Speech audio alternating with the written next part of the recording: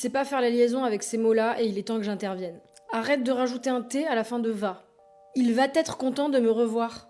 Non, non, je crois pas, non. Alors oui, je sais, c'est chelou parce que souvent en français, il y a un T à la troisième personne, mais là, c'est pas le cas. Donc t'emballes pas.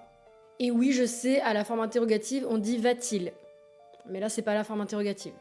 Donc t'emballes pas. Le fait d'ajouter un T, qui a rien à foutre là, en guise de liaison, on appelle ça un cuir en linguistique.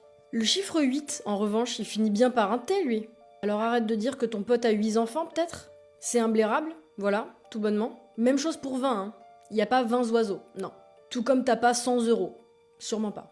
Et cet ajout d'un son Z qui n'a rien à foutre là en guise de liaison, on appelle ça un velours en linguistique.